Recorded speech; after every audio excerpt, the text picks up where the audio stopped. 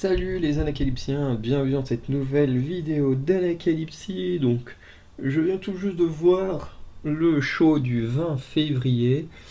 Show qui était, ma foi, plutôt sympa, même si pour la plupart des matchs, j'étais pas du tout dedans, hein. Honnêtement, je trouve que en début d'année, on a eu des shows vraiment très très bons, et là, on est un peu euh, dans une période un peu plus calme, avec des épisodes que je trouve un peu moins bons. Après, c'est ultra personnel, hein. C'est pas parce que je trouve que les épisodes sont un peu moins bons ces derniers temps que tout le monde doit forcément le penser. Mais j'avoue qu'à part l'histoire autour de Watch Dogs, ou encore l'histoire autour de comment il s'appelle déjà, Melo Trick Dragunov, le reste m'intéresse pas tant que ça en ce moment. Voilà, il y a pas mal de petites rivalités, alors qui mènent des fois à des bons matchs, mais je suis pas autant investi qu'il y a quelques semaines où pour moi les trois quarts des matchs étaient bons, il y avait un ou deux petits trucs un peu moins bons, mais voilà. Que là, je trouve qu'on commence à passer dans un moment un peu inverse, où je trouve que la plupart des matchs m'intéressent pas plus que ça, et qu'on a quand même quelques petites pépites à travers les épisodes. Mais je pense que c'est pas non plus totalement de la faute de NXT, parce que comme on l'a vu ces derniers temps, NXT a plusieurs catcheurs ou catcheuses qui sont partis dans le roster principal ou qui sont en train de faire leur transition, comme Braun Breaker, qui, je pense, une fois qu'il aura perdu les titres, on ne le reverra pas. Et du coup, je pense que ça joue aussi les fausses blessures comme avec Trick Williams ou des choses comme ça. Alors peut-être qu'il est vraiment blessé, mais je pense que c'est plus qu'il a plus du repos pour le, le soulager un peu de tout le gros travail qu'il a fait ces derniers mois. Donc c'est pas plus mal pour lui pour revenir en force à Stand and Deliver. Euh, voilà. Du coup, avec toute cette transition, avec par exemple la perte d'une Tiffany Stratton, hein, qui était hyper divertissante, et tout ça, et puis les shows sont un peu moins intéressants. Enfin, du coup, moi, côté roster féminin, j'avoue que sans Tiffany Stratton, sans Cora Jade qui elle est blessée, j'avoue que voilà, ce qui se passe, il y a des petites graines là de trahison qui se préparent et tout, on va en parler. Mais dans la globalité, ça m'intéresse pas plus que ça. Chez les hommes, il y a un peu plus de petites graines qui peuvent m'intéresser dans les semaines à suivre. Euh, mais encore une fois, voilà, je pense que voilà, faut le temps que NXT se restructure et tout ça. On sait qu'il y a un teasing sur un nouveau ou une nouvelle arrivante, à voir ce que ça donnera. Euh, mais, euh, mais voilà, après j'ai bon espoir que petit à petit NXT arrive à se restructurer, arrive à créer, j'espère, du star power, parce qu'effectivement, à part Braun Breaker actuellement, on va dire Ilya Dragunov, ça manque de star power. Chez les femmes, il n'y en a pas du tout, je trouve. Donc, en plus avec la perte d'un Braun Breaker prochainement, le Star Power, on va vraiment quasiment plus en avoir. Donc, ce serait bien de reconstruire des stars de demain et pas faire ce qu'il fallait que Roxane Perez. On va revenir sur elle un peu plus tard, mais honnêtement, je n'aime pas du tout ce qu'ils font avec Roxane Perez. Mais encore une fois, c'est un avis très personnel. Donc on débute le show avec le match de championnat pour le titre nord-américain entre Lexis King et Obafemi. Match qui en soi était plutôt sympa. Franchement, j'ai plutôt bien aimé. Voilà, pas le meilleur match qu'on ait vu, mais j'ai plutôt bien aimé. Notamment parce que Lexis King a apporté un peu plus de difficulté à Obafemi que d'autres catcheurs. Alors Dragon Lee avait fait un excellent match, hein, d'ailleurs. Sur les matchs d'Obafemi de championnat, je préfère celui avec Dragon Lee parce qu'aussi il était plus long. Et puis comme c'était en PLE, forcément, il y avait plus de choses à raconter et tout. Que là, j'ai quand même trouvé le match sympa, mais c'était un peu différent. Parce que Lexis King est quand même un plus gros gabarit que Dragon Lee. Donc c'était plutôt intéressant. D'ailleurs, Dragon Lee aussi, un élément qui manque beaucoup à NXT, ce genre de catcheur. On a Axiom, mais Axiom l'ont foutu dans la division par équipe, et je trouve ça très désastreux de foutre Axiom dans la division par équipe, mais avis personnel. Euh, Du coup, le match en soi est plutôt sympa. Bon, on n'y croit pas du tout que Lexis King va gagner le titre, mais le match est sympa. On a Mister Stone qui va intervenir sans que ça ait d'impact sur le résultat, puisqu'il va venir, ça va un peu détourner Lexis King, mais ça va pas empêcher Lexis King de quand même garder le dessus sur Obafemi à ce moment-là. Ensuite, il va descendre, il va foutre une grosse droite à Mister Stone. Il revient dans le ring, pareil, encore peut-être 2-3 minutes de match, jusqu'à ce que Obafemi, voilà, il fasse ses deux prises qui mènent à la conclusion de ces matchs à chaque fois. Et voilà, conservation du titre d'Obafemi. Et voilà, c'était sympa sans plus. J'étais un peu déçu que à la fin du match, on n'ait pas une baston ou un truc comme ça entre comment dire, entre Lexis King et Mister Stone, ou une intervention de Von Wegner en mode "Eh oh là, t'as frappé mon meilleur ami, je viens de te casser la gueule après match, enfin je viens de défendre", enfin je sais pas, j'ai trouvé ça un peu con que on sent que c'est pour lancer une rivalité entre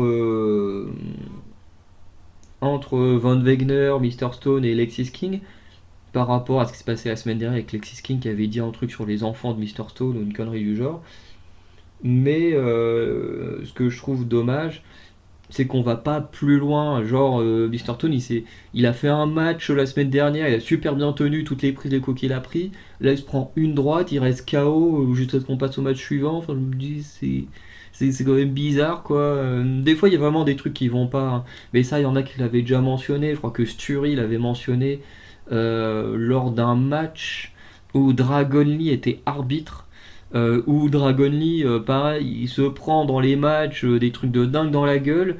Et là, parce qu'il est arbitre, il se prend juste un coup de pied ou une droite et puis il est KO pendant 10 minutes. Enfin, tu dis, des fois, la cohérence sur ce qui se passe à la WWE bah, ne fonctionne pas du tout. Et d'ailleurs, là, ça fonctionne pas. Mister Stone, on a vu qu'il peut tenir des matchs de 5-10 minutes et là, juste une droite, il est KO pendant 10 minutes. Enfin, tu dis, il n'y a pas de logique, ça, c'est un peu dommage, quoi. Enfin, limite préféré, tu vois, limite que la sécurité vienne, chope Mister Stone et le refoot backstage ou un truc du genre, euh, pour que ce soit plus logique. Mais bon, après, ça m'a pas empêché de passer un bon moment sur ce début de show. Ensuite, on a la célébration de Wolf Dogs. Alors, honnêtement, les célébrations de titres, que ce soit à NXT, dans le roster principal ou quoi que ce soit, j'aime pas. J'aime pas les célébrations de titres. Alors, j'ai envie de dire, j'aime pas et en même temps, j'aime bien les regarder. Parce qu'en fait, ce que j'aime pas, c'est que c'est toujours, oui, enfin, on a gagné, machin, on a réussi à battre, machin, on s'est surpassé. Enfin, c'est toujours des trucs en mode on revient sur le match, on se met un peu en avant, bon, ce qui est logique, hein. Mais en vrai, ce qui se raconte n'est pas intéressant. Voilà, après là, t'as Public Champion des heures vite, je pense qu'à Baron Corbin, ça a dû lui faire beaucoup de bien. Euh, et c'est vrai que Baron Corbin, il fait un super travail à NXT, donc effectivement, il a mérité ses titres par équipe. Alors beaucoup de gens à NXT mériteraient d'avoir ses titres par équipe, ou même d'autres titres, mais le champ là était mérité pour Baron Corbin. Parce que c'est vrai que dans le roster principal, je détestais Baron Corbin, je trouvais qu'il n'était pas trop à sa place.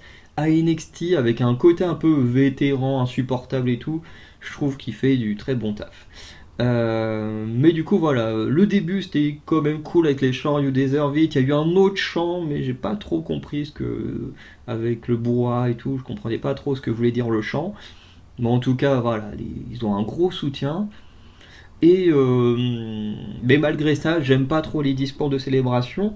Mais ce qui fait que j'aime bien les regarder quand même, c'est que bah, c'est toujours lors de ces célébrations qu'apparaissent les futurs challengers. Voilà. Après, pour moi, la meilleure célébration, c'est quand même celle de Tiffany Stratton, où elle vient célébrer. T'as tout le roster féminin autour du ring, elle est en train de les trash talk et tout, et après elle se fait tabasser par plein de meufs et tout. Franchement, je crois que c'est une des célébrations que j'ai le plus aimé, même si en soi ce qu'elle disait était pas hyper intéressant, hein. C'est juste en mode oui, moi je suis la meilleure parce que je suis la championne, vous êtes tous des merdes en dessous. Bon, voilà, c'est pas dingue, mais le karma qu'elle s'est pris juste après, c'était très drôle. Que là, bah, on est un peu pareil, voilà, Wolfdog se met en avant. J'aurais aimé que Baron Corbin le dise enfin, mais il a toujours pas prononcé ces mots, hein, alors qu'il avait promis de le dire une fois qu'ils auraient les ceintures par équipe en leur possession. Mais du coup, bah, on a Chase University qui vient, parce que Chase University veut une chance au titre. Et puis Axiom et Dalton Fraser ils viennent, parce qu'eux aussi ils veulent une chance pour le titre. Voilà. Après, c'est vrai qu'il n'y a plus grand chose en fait comme équipe quand on y réfléchit. Il n'y a pas beaucoup d'équipes en fait. Enfin, il n'y en a plus beaucoup à NXT, donc ça aussi, il va falloir retravailler sur les équipes. Mais du coup, Ava Rain, elle vient, elle fait bon, bah voilà. Ce soir, match par équipe entre Chase You, Nathan Fraser Axiom, et l'équipe qui gagne aura une chance pour le titre. Voilà. Donc ça, c'est très bien. Le match qui a suivi en soi était plutôt sympa, donc voilà. Ensuite, on a eu Roxanne Perez contre Ren Sinclair, avec du coup un match plutôt sympa. Franchement, c'était sympa. Ça n'a pas duré très très longtemps. J'ai pas beaucoup de souvenirs d'offense de Ren Sinclair, ça c'est un peu dommage. Mais en tout cas, elle fait le taf, hein. J'en avais déjà parlé, notamment dans son match contre Lash Legend, où j'avais dit que c'était pas une bonne idée de la mettre contre Lash Legend pour ses premiers matchs, parce que combattre des géants c'est beaucoup plus dur, et même pour les géants, c'est pas toujours évident euh, de voir ce qu'ils sont capables de faire. Mais je trouvais qu'elle vendait bien les prises. Euh, et ça, c'est une très bonne chose. Mais du coup, bon, je pense qu'on s'y attendait tous, hein, et c'est pour ça que je suis pas trop rentré dans ce match-là, c'est que bah, Roxane Perez est là, donc Roxane Perez gagne, et voilà, c'est évident. Hein. Je pense qu'on s'y attend tous, même que Roxane Perez affronte Lyra Valkyria à Stand and Deliver. Je pense qu'on a tous du mal à voir quelqu'un d'autre que Roxane Perez, voilà, avoir une chance pour le titre à Stand and Deliver. Hein. Moi, je vois personne d'autre. Et vu comment il travaille Roxane Perez, c'est quasiment sûr que Roxane Perez, petit à petit, va heel turn. Et en vrai, j'ai du mal à imaginer Roxane Perez en heel. Mais j'ai l'impression qu'il va la moitié partir dessus, c'est un peu chelou. Euh, mais bon, après, le match reste bien. Roxane l'emporte avec son pop rocks, mais finalement non. Voilà, c'est là où on montre qu'elle commence un peu à tourner, puisque elle place son pop rocks et elle casse le tombé, puisque vraiment le pop rocks part directement, enfin la position finale du pop rocks et met du coup l'adversaire en position de tomber. Euh, mais là, non, elle le fait pas, finalement elle lâche le tombé, et du coup elle fait un crossface pour faire abandonner Ren Sinclair. Donc on sent que la personnalité de Roxanne Perez elle change depuis plusieurs semaines et tout. Euh, et moi j'ai du mal avec ça. Alors déjà, il y a deux choses avec lesquelles j'ai du mal avec Roxanne Perez, c'est que déjà le un c'est qu'on la fout tout le temps en avant. Là j'ai un peu de mal, parce que on a plein de nouvelles catcheuses, comme Izzy Dame, comme Ren Sinclair, comme Carmen Petrovic, comme comment elle s'appelle qu'on a vu la semaine dernière. Attendez, je vais avoir son nom. Oui, il y a Jaida Parker, Adriana Rizzo, Bryn Leris, voilà, dont je cherchais le nom. Enfin bref, on a plein de nouvelles catcheuses qu'on pourrait tenter de mettre en avant, des choses comme ça. Alors je dis pas qu'il faut les envoyer dans des matchs de championnat ou quoi que ce soit, mais qu'on voit à qui on pourrait donner des matchs et tout, et au final on tourne toujours autour des mêmes, et notamment beaucoup beaucoup Roxane Perez, et je trouve ça un peu dommage. Alors après elle fait toujours le taf, hein. Dans un match de Roxane Perez tu passes un très bon moment, mais c'est un peu comme le roster principal. On est toujours là en train de te gaver le bec avec Rhea Ripley, avec Becky Lynch, avec Bianca Belair. Et c'est saoulant. Après, on sait qu'avec ces meufs-là, on va avoir des matchs de qualité. Mais en même temps, c'est juste chiant de dire que t'as quand même plein d'autres meufs autour, plein qui font du très bon travail, mais qu'on ne met jamais en avant, bah, parce que bah, c'est pas Becky Lynch, c'est pas Bianca Belair, c'est pas Rhea Ripley, c'est pas Charlotte Flair. Et honnêtement, moi, c'est des choses qui commencent un peu à me saouler. Voilà. Ça m'empêche pas de passer des bons moments dans les matchs de ces meufs-là, mais ça commence à me saouler. Bref, voilà. Et de deux, bah en fait, Roxane Perez, moi je la vois pas du tout en fait en heel. Enfin, je veux dire, là, elle pète des câbles à droite à gauche, mais en fait, il n'y a pas vraiment de raison, quoi. C'est juste parce qu'elle veut être championne, et voilà. Fais un truc à la Carmelo Hayes, hein, si tu veux vraiment heel turn, hein, voilà, agresse vraiment quelqu'un plutôt que juste mettre des baffes aux gens comme ça, juste parce qu'ils t'ont mal parlé. Bref, j'ai du mal avec Roxane Perez, son personnage. Je trouve qu'il est moins intéressant. Je trouve que Roxane Perez, en plus au vu de son gabarit, le fait qu'elle soit l'underdog et tout, où tu te dis voilà, elle est toute petite, elle est toute sec, tu te dis voilà, elle peut arriver à rien, puis que finalement, tac, elle se surpasse et arrive quand même à faire des trucs. Je trouve que bah, pour moi c'est plus intéressant qu'elle soit travaillée comme ça que là, voilà, ce qu'ils font avec, juste voilà, la petite nana qui pète des câbles parce qu'elle a pas ce qu'elle veut. Ouais, c'est pas intéressant quoi. Moi, Roxane Perez, j'aurais jamais imaginé comme la meuf qui fait des petits caprices parce qu'elle a pas ce qu'elle veut. Enfin, on verra où ça mène, hein, mais je trouve pas ça intéressant. Ensuite, on a eu un match entre Josh Briggs et Brooks Jensen, match vraiment très sympa. Parce qu'on a senti beaucoup d'intensité entre les deux hommes, hein. C'est parti direct en baston. Les deux se sont mis vraiment des gros coups dans la gueule. Il y a eu beaucoup de résistance des deux côtés. Euh, donc franchement, j'ai beaucoup aimé. On a été se frapper au bord de la barricade, auprès du public et tout. Franchement, c'était intéressant.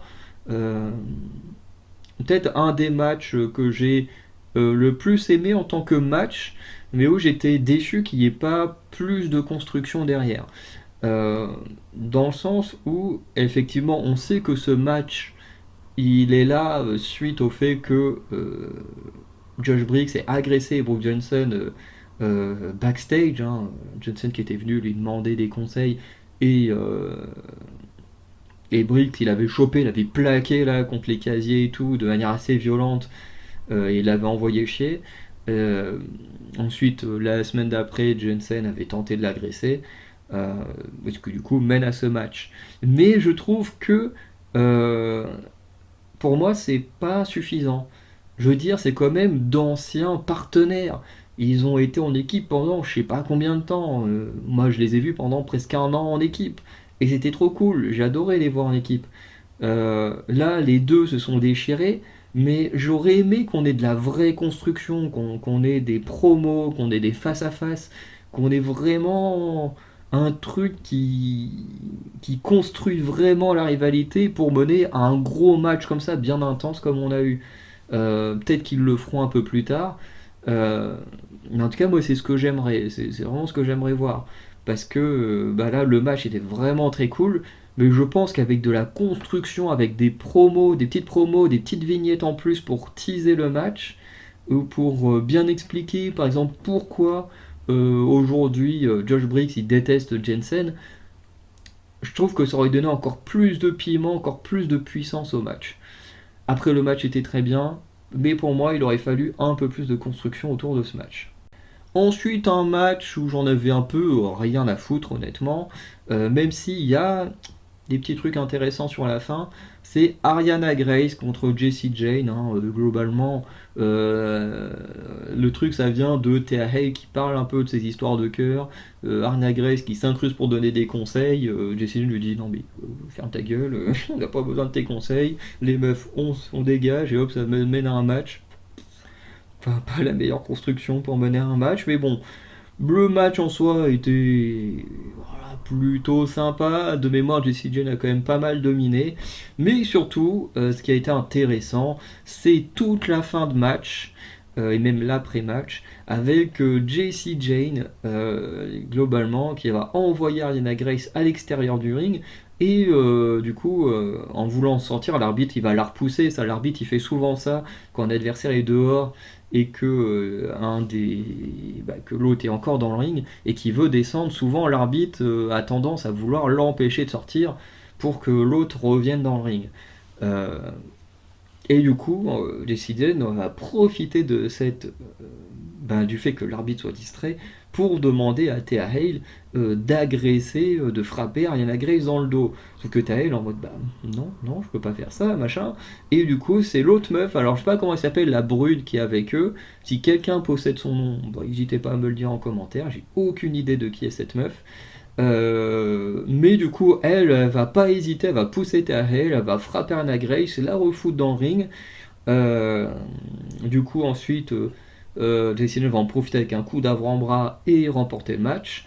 Euh, Et du coup, lors de la célébration, du coup, Tahel elle veut célébrer avec Jessie Jane, sauf que la brune elle va arriver, elle va pousser Tahel, elle va célébrer avec Jessie Jane, et même Jessie Jane elle va regarder Tahel en mode bah ouais, c'est comme ça, elle a fait ce que j'ai demandé, pas toi, donc bah, je célèbre pas avec toi. Globalement, on l'a senti dans le regard, et ça sent bientôt, je pense, une rivalité entre Tahel et Jessie Jane. J'en suis quasiment sûr, voilà, parce que bah, Jessie Jane, elle n'a pas la même mentalité que Tahel, dans le sens où Tahel, elle a eu comme mentor André Chase et Duke Hudson, qui eux sont toujours en mode faut jouer dans le fair play et tout. Là où Jessie Jane, bah, elle vient de Toxic Attraction, où bah, la tricherie c'était monnaie courante. Euh, et même après, même si elle était heal, quand elle s'est rapprochée de Chase University, elle a un peu tourné face, dans le sens où elle a sauvé l'école, machin, le public l'aime bien pour ça et tout, mais elle a toujours ses délires de heal, de tricherie avec elle. Et bah, c'est pas le délire de Tahei de tricher, elle veut tout faire de manière clean, comme on lui a appris au sein de Chase University. Et j'ai très hâte de voir ce qui va passer par la suite, parce que ça va très certainement mener à une rivalité entre les deux, une trahison, je pense, d'un côté ou de l'autre. Ensuite, ce match, alors que j'ai trouvé sympa, mais dont la fin, j'en avais rien à foutre. C'est Chase University contre Nathan Fraser et Axiom euh, pour, euh, pour devenir challenger au titre par équipe. Du coup, match vraiment très sympa. En même temps, on a Chase University, on a Nathan Fraser et André Chase. Bon, j'ai l'impression que ces deux équipes elles tournent en rond, elles tournent en rond, elles tournent en rond. On voit que pour l'instant, on sait pas quoi faire avec. Du coup, bah, ça tourne en rond. Bon, après, on a des bons matchs hein, avec ces équipes-là. Mais on sent que la compagnie sait pas à quoi faire de ces équipes-là. Et comme il n'y a pas tant d'équipes que ça, hein, on a perdu les Creed Brothers, on a perdu les Pretty Deadly, petit à petit on perd toutes les équipes. Hein. Tony D'Angelo en plus avait l'air de dire que pour l'instant lui et Stax n'allaient pas revenir dans la division par équipe, donc on perd encore une équipe, hein, si on peut dire ça comme ça. Donc va falloir faire quelque chose, hein, parce qu'après on a encore Malik Blade et Dre Senofé, mais on fait jamais rien avec eux. Ils sont là dans les tournois ou ce genre de trucs, mais sinon tu les vois jamais. Enfin si, ils font des petits trucs, des petits segments backstage, hein, avec Brian Leris notamment. OTM c'est pareil, ils sont là de temps en temps, mais ils font pas plus de choses que ça. Enfin bref, faut retravailler cette division par équipe. Au final, c'est bien Chase University qui va se qualifier grâce à un petit paquet d'André Chase sur Nathan Fraser. Voilà, un match qui était plutôt sympa. Après, on a tous les classiques hein, de chacun. Hein, voilà, donc pas besoin de revenir trop dessus. Mais après match, on aura une agression de ZOC sur tout le monde. Hein, voilà, ils vont casser la gueule à tout le monde. Et honnêtement, j'en avais rien à foutre.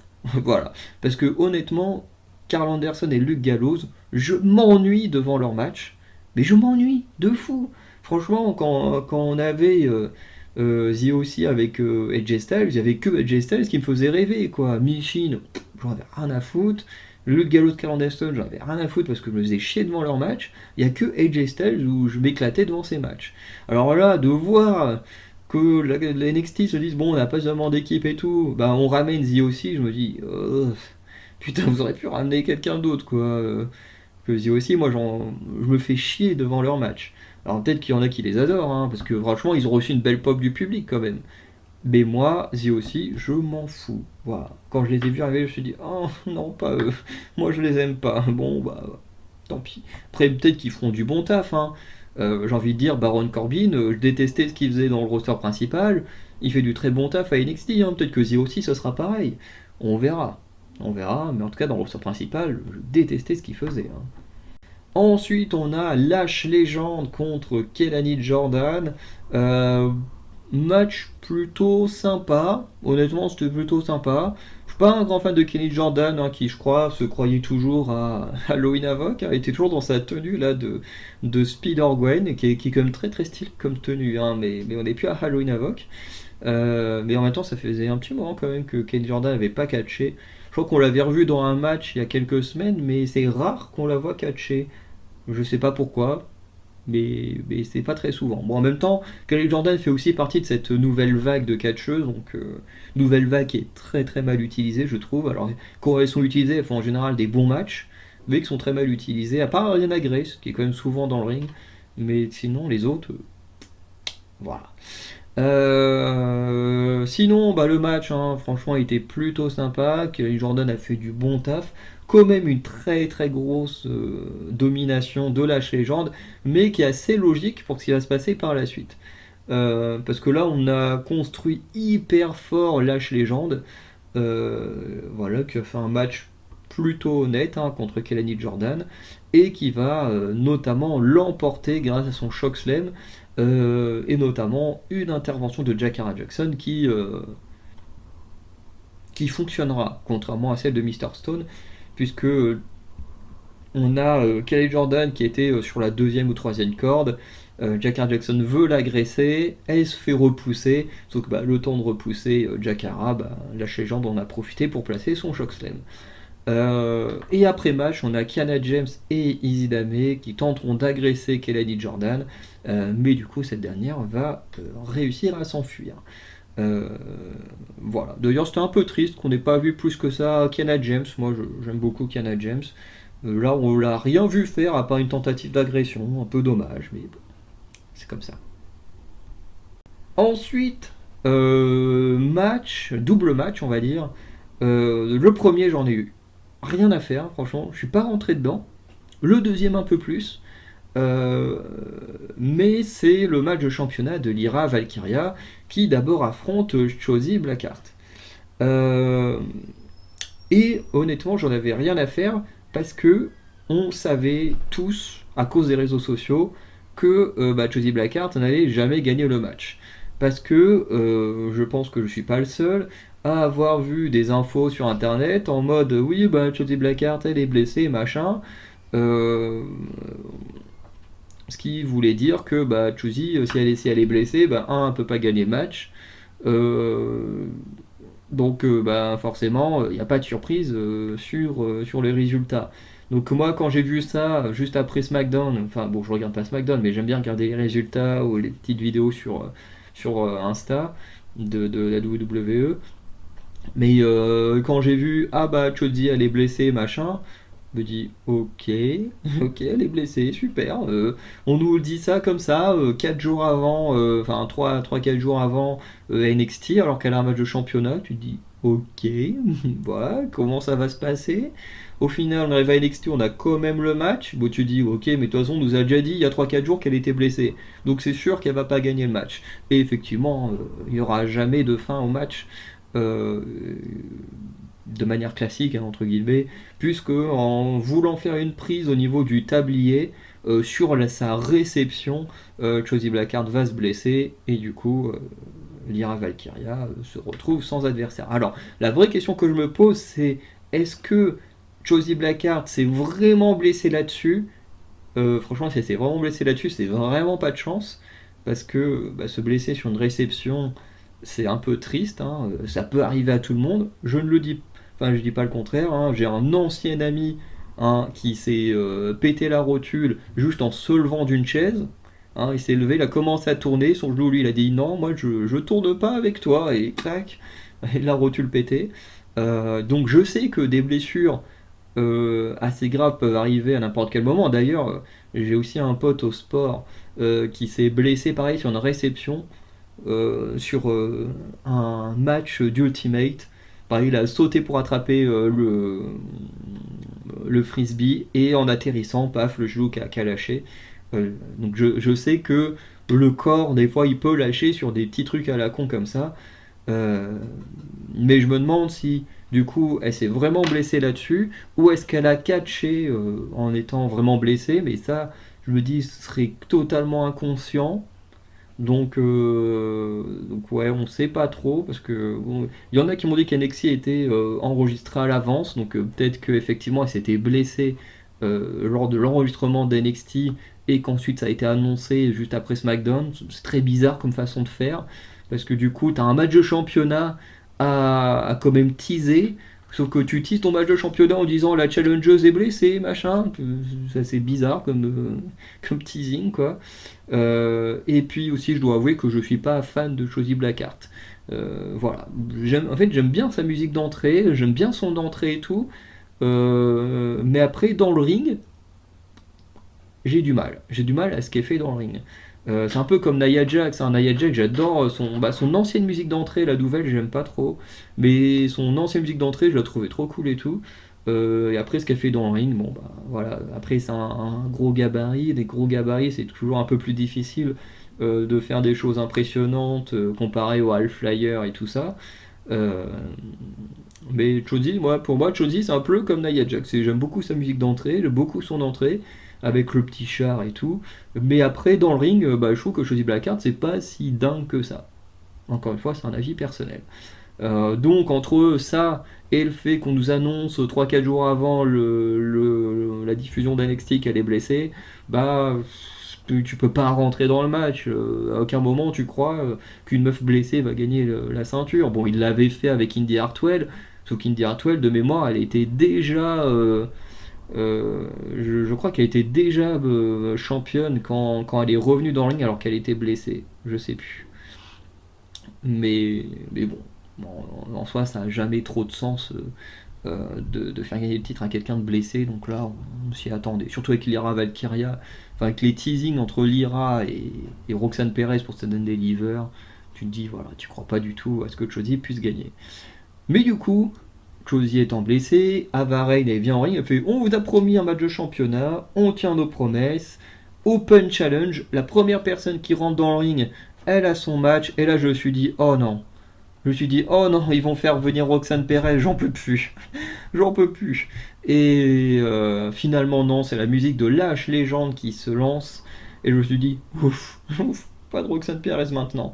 Et d'ailleurs, ils vont justement expliquer pourquoi Roxanne Perez n'était pas là, puisque bah, quand l'Open Challenge a été annoncé, Roxanne Perez était sous la douche. Par contre, attends, quand Roxanne Perez, je sais pas combien de temps elle passe sous la douche, mais c'est quand même une douche qui dure très longtemps, hein, parce que Roxanne Perez, elle a fait le deuxième match de la soirée. Alors il y a les célébrations de, de Wolf Dogs, hein, mais son match était quand même le deuxième de la soirée.